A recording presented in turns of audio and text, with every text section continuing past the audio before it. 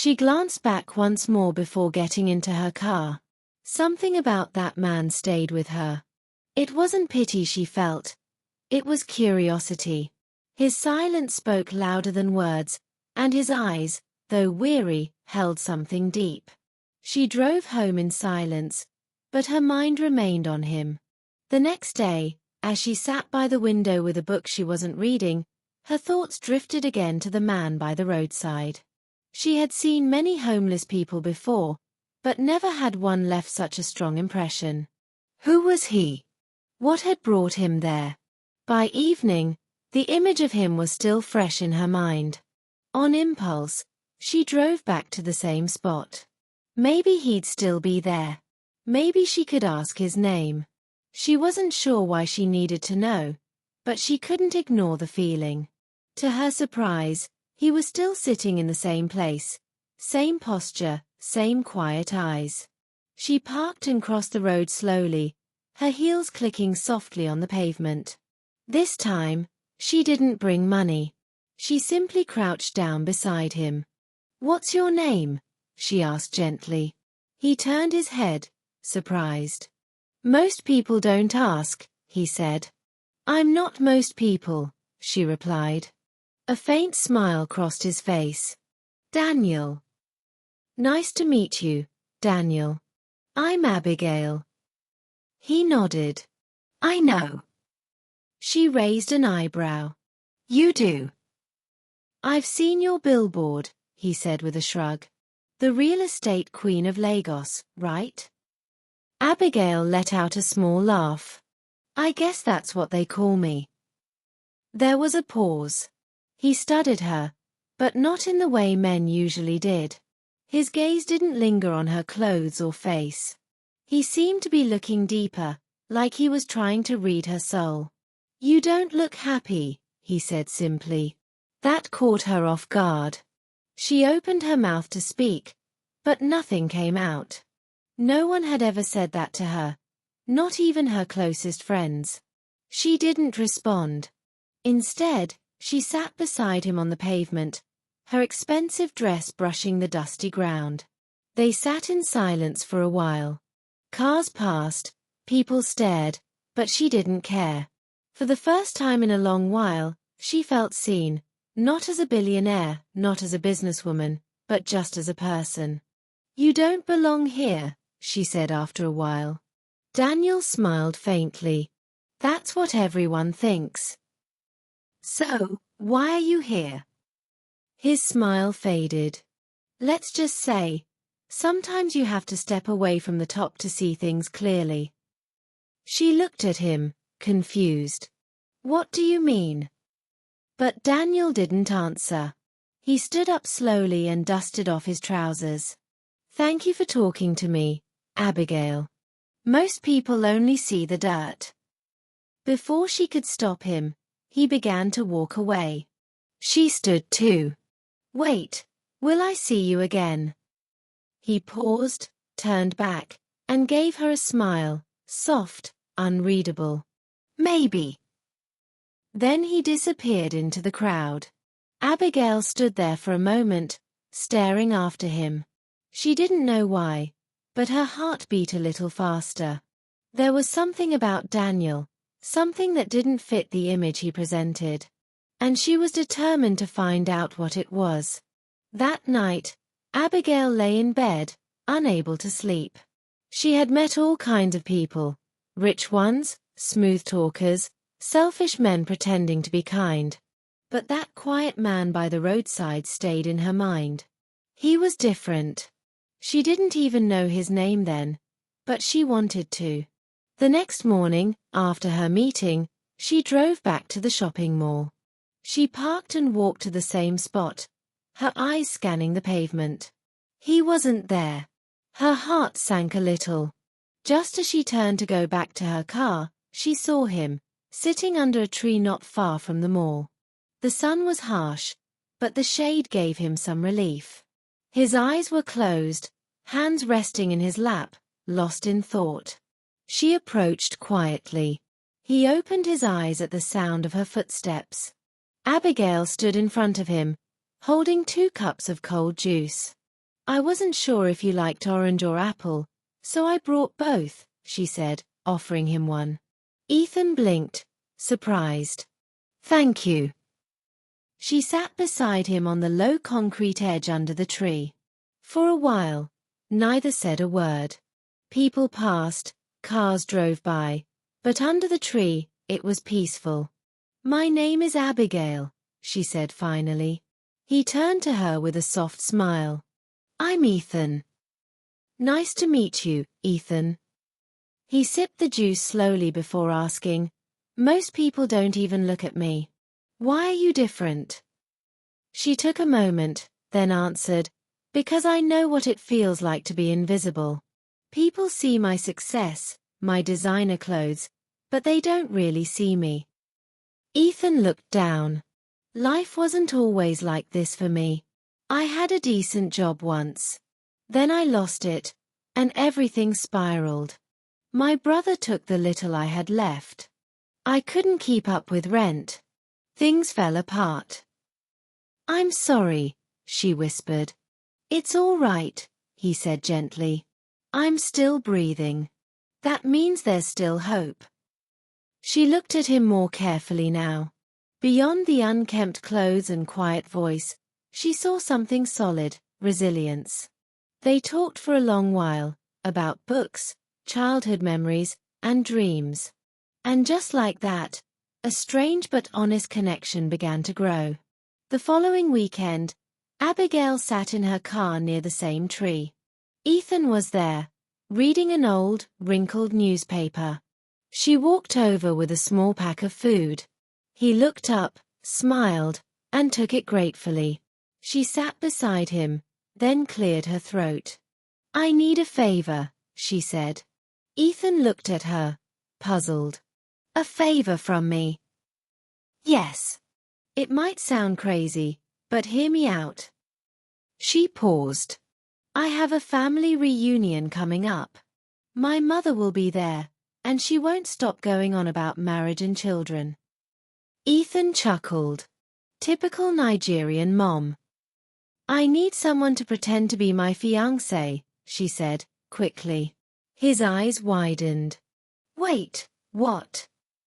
I know it's strange, but I can't go alone again. Just come with me, look the part, smile when needed, and help me get through the day. That's all. Ethan looked down, fingers toying with the food pack. I don't know, Abigail. Pretending to be someone I'm not. You don't have to lie, she said softly. Just be by my side. Just for one day.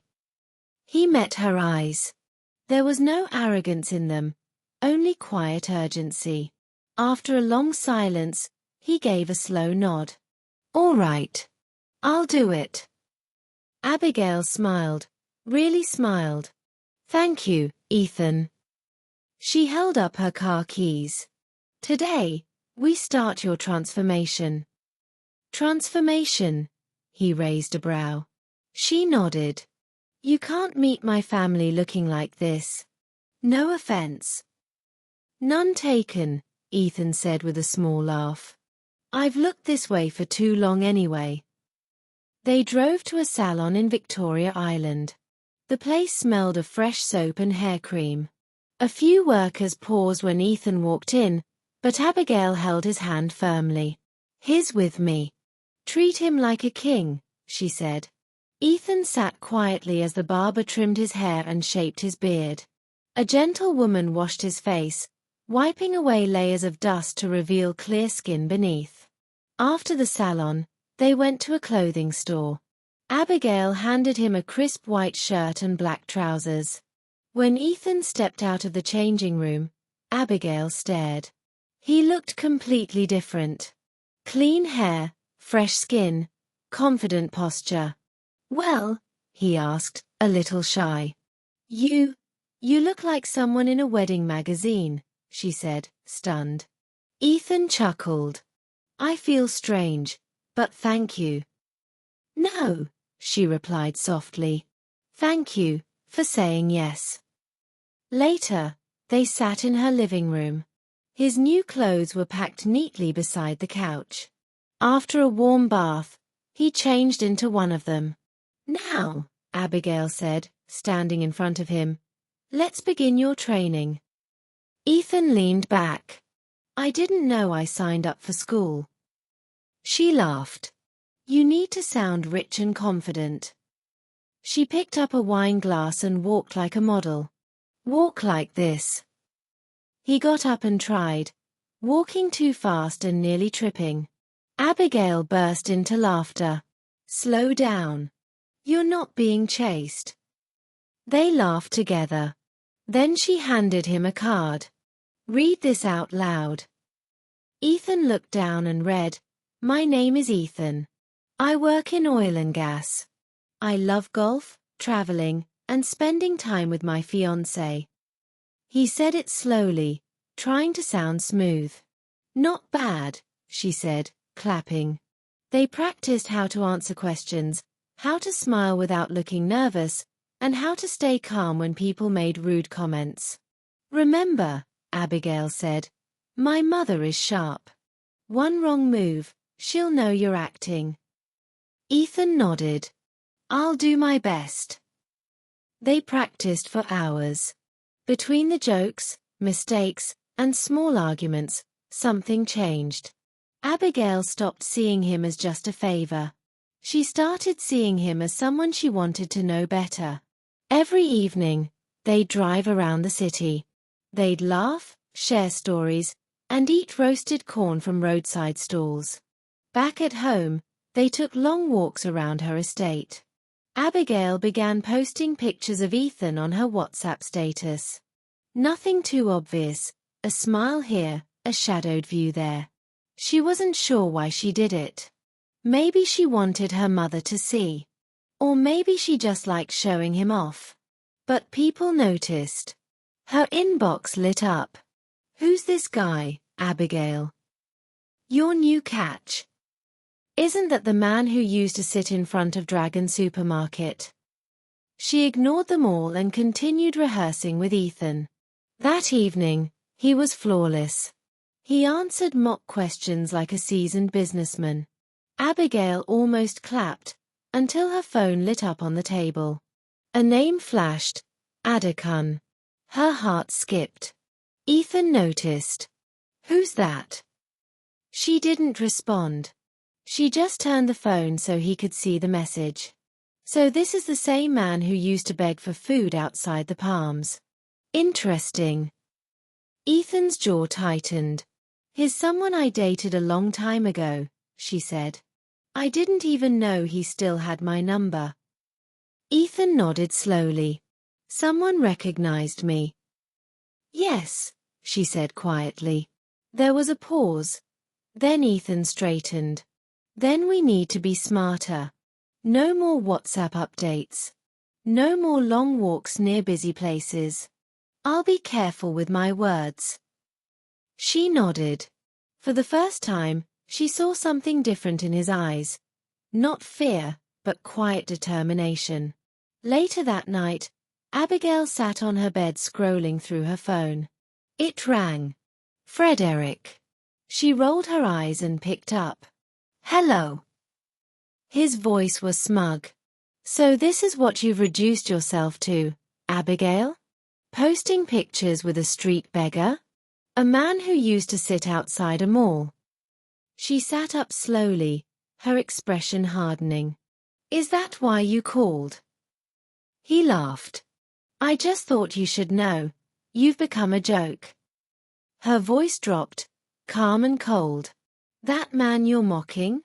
He listens when I speak.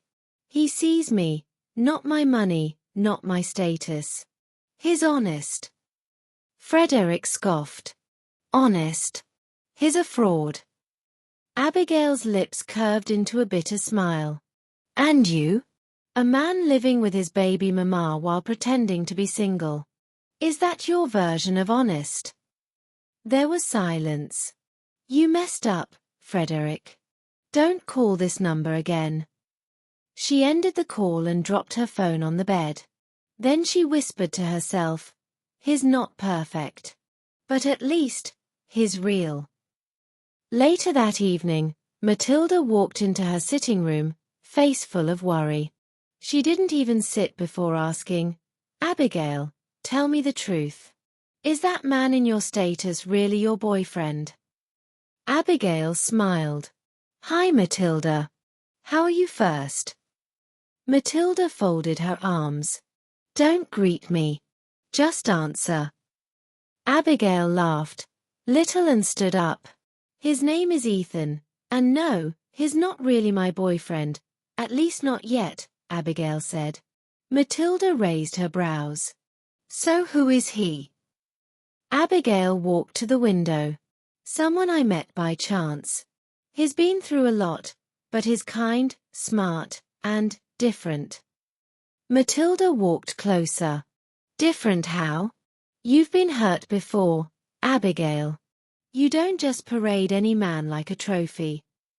Abigail turned around, her voice serious. "I know. That's why I'm taking it slow. But there's something about him. He doesn't want my money or my help. He just wants to be seen." Matilda was quiet for a while. "I'm not saying don't love, Abby. I'm saying, protect your heart." "I am," Abigail replied. "But sometimes, the people who seem to have the least end up giving the most." Matilda gave a soft smile. "Just don't let your heart write a check your head can't cash." "I won't," Abigail said quietly. "Not this time." Days passed. They strolled together, laughed, talked for hours. Then, one evening after dinner at her place, Abigail sat across from Ethan, her face thoughtful. "I need to tell you something," she said. Ethan looked up. "What is it?" She took a breath. "I didn't expect this. You were just supposed to help me at a family gathering. That's all." He nodded slowly, listening.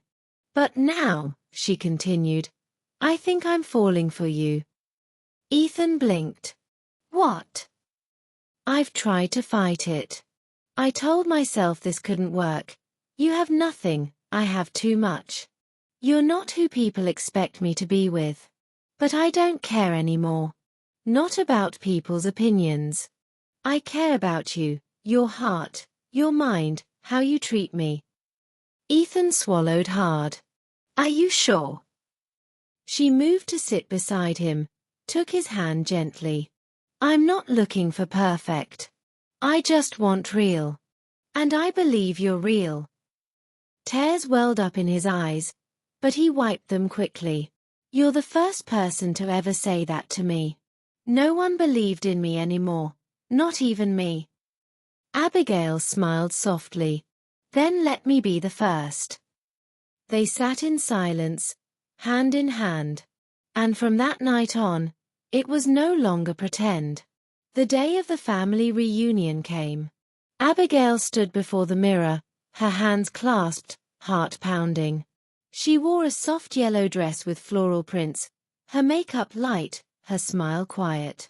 Ethan stepped out of the guest room in a dark blue suit, crisp white shirt, polished shoes, and neatly combed hair. He no longer looked like the man who once sat by the roadside. Abigail turned to see him. She blinked. "Ethan, you look, wow." He smiled. "Let's go convince your family." She smiled back, but her stomach was tight. She whispered to herself, "Please let this work." At her uncle's home, the gate stood open, cars packed around, music playing, children laughing. As they entered, hand in hand, every head turned. Abigail's cousin Cheek dropped his drink. "Who's that?" Aunt Amora frowned. "Is that Abigail's man?" Ethan walked with quiet confidence, greeting people with a calm smile. Abigail's uncle approached, pulling her into a hug. "Abigail," he beamed. Then he turned to Ethan. "And who is this fine young man?" Abigail held Ethan's arm. "Uncle, this is Ethan, my fiancé." A moment passed, then her uncle grinned wide. "Welcome, my son. You're very welcome. Thank you, sir, Ethan replied warmly. Soon, relatives surrounded them. Some asked questions. Others just smiled. Even her mother, Anastasia, looked truly pleased. Ethan engaged easily, treating everyone with respect. Abigail couldn't help wondering, how does he do it so well? For a moment, she forgot it was all just pretend. The reunion was filled with laughter, music, and the delicious scent of fried rice and jollof. Ethan held her hand as they moved around, bowing to greet elders, cracking jokes that made even the sternest uncles chuckle. One of Abigail's aunts pulled her aside, whispering, "Where did you find this one? He's not only good-looking, he's smart. I like him." Abigail smiled, her eyes lingering on Ethan. By the drinks table, he was chatting with her cousin, saying, "Respect and understanding make a good home. Money comes and goes, but peace, that's everything." Anastasia watched from afar, turning to her sister. "This boy is not ordinary. I don't know where Abigail found him, but he fits her." The next morning, Anastasia sipped tea on her balcony, still smiling. She hadn't seen her daughter this calm in a long time. Ethan reminded her of the kind of man every mother prays for. She picked up her phone and called Abigail. "My dear," she said brightly, "I want to invite you and Ethan to dinner tomorrow." "Dinner?" Abigail asked, surprised. "Yes," Anastasia said. "I want to know more about this man who has made you glow like the morning sun. And tell him I'm cooking myself, no house help near the pot." Abigail agreed, but after the call, she sat still, unease stirring in her chest. She looked over at Ethan, who was watching football. "Why does it feel like something big is coming?" she whispered. The next evening, the house was filled with the smell of pepper soup, goat meat, and rice. The table was set, and Anastasia wore an elegant, joyful look. At 6 p.m. sharp, Abigail and Ethan arrived. He wore dark blue native wear, simple, yet sharp. Abigail wore a soft green gown. Her smile was gentle, but her eyes restless. "Welcome, my children," Anastasia said, hugging them. "Right on time. Come, sit." They began eating, and Anastasia leaned in. "So Ethan," she smiled, "tell me about yourself, your family, what you do." Abigail's hand froze mid-air. Ethan wiped his mouth, composed but serious. "My full name is Ethan Jacuma. My father's name is Chief Douglas Jacuma." The room fell silent. Anastasia's spoon slipped from her hand and hit the tiled floor. She stared. "Did you say Jacuma?" "Yes, Ma," Ethan said. Her eyes widened. "The Jacuma family of Jacuma Global Oil Limited." Ethan looked at Abigail, then back to her. "Yes, Ma. That's my family." Abigail's fork dropped. Her chest clenched. She didn't speak. Anastasia stood suddenly. "My husband was your father's CSO. Oh my God. He always said Chief Douglas was a rare kind of man." She turned to Abigail, beaming. "Do you know what this means? This is destiny, not just love." As she told cheerful stories about the past, Abigail didn't smile. Quietly, she pushed her plate aside and stood. "Excuse me," she said, then walked away and shut the bedroom door gently behind her. Anastasia paused, confused. What's wrong with her? Ethan's face was tense. He looked down. "I think I owe you an explanation, Ma." She listened closely as he said, "I left Abuja because I was tired. Everyone saw only my money, not me. So I decided to live simply, see if anyone would love the man, not the name." Anastasia's eyes softened. "I met Abigail by chance. She helped me. Talk to me like a normal person. I was going to tell her the truth, I swear, but I got scared. I didn't want to lose her. There was silence. You were wrong to lie, Anastasia finally said. But I see your heart. You weren't trying to play her. You were trying to protect yourself from fake love. Ethan nodded. I'll talk to her, Anastasia said. In the bedroom, Abigail sat on the bed, tears in her eyes. She didn't move when Anastasia entered and sat beside her, gently holding her hand. My daughter, she said softly, I know it hurts. Lies cut deepest when they come from those we trust. Abigail said nothing. But think about it. If Ethan hadn't done what he did, left Abuja, lived humbly, would your paths have ever crossed? Fate brought you two together for a reason. She continued, he didn't lie to use you. He lied because he was scared. And still, fate brought you the son of a man your father once respected. That's not ordinary. That's destiny. Abigail looked at her mother. Her heart still ached, but a faint light began to break through the clouds. In the living room, Ethan sat alone, unsure if she'd ever speak to him again. The door opened. Abigail stepped out, paused, then walked toward him. Abigail, Ethan said gently, rising to his feet. I'm sorry. I never meant to hurt you. Why didn't you just tell me? She asked. He looked down. I was afraid. People have used me so many times. But you saw me. The real me. Abigail sighed. What you did was wrong. You made me believe something false. I know, Ethan said quickly. You have every right to be angry. I just didn't want to lose what we had. She looked away, then back at him. It'll take time. I'm still hurt, but I'm willing to try again. Ethan's eyes lit up with hope. That's all I'm asking for. They stood quietly for a moment before she gave a small nod. Weeks passed. They rebuilt slowly, step by step. Trust returned. They laughed, talked, walked hand in hand again. Then, one sunny morning, Ethan took Abigail to a quiet restaurant on the island. The table had red roses. Soft music played in the background. Abigail smiled. This is beautiful. Ethan held her hand. Wait, he whispered, standing up. He went down on one knee and opened a small box. Inside was a shining ring. Abigail, he said gently, our story didn't begin the way I hoped. But everything I feel for you is true. I want to spend forever with you. Will you marry me? Tears filled her eyes.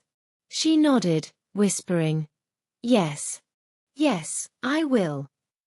Guests clapped and smiled. Ethan placed the ring on her finger and held her close. Their wedding was quiet, elegant, filled only with love and people who truly mattered. Anastasia wore bright red lace, dancing with joy and tears. She hugged Abigail and whispered, Your father would be proud. Ethan never left Abigail's side. Their smiles were genuine. Two people who survived the storm, stronger together. Months later, Ethan opened a charity home in Lagos, New Hope Home, for the poor and homeless. Abigail stood proudly beside him. When asked why he did it, Ethan always said, Because I was once seen as nothing. But one woman gave me love, without asking for anything. Their love began not in wealth or luxury, but on a dusty roadside, when one kind gesture changed two lives forever. Sometimes, those who seem to have nothing hold the richest hearts. And sometimes, love doesn't come dressed in gold. It comes in small acts of kindness. Never look down on anyone, because the person you ignore today may hold the key to your future. Love is never about status. It's about kindness, honesty, and a heart that gives freely. What part of this story touched you the most? I'd love to hear from you in the comments. Don't forget, a brand new story is coming in a few days. Subscribe and turn on your notification bell so you'll be the first to know when it drops. If this story moved you, please like and share it with friends and family. Let's keep spreading love and powerful stories together. Thank you so much for watching. See you in the next one.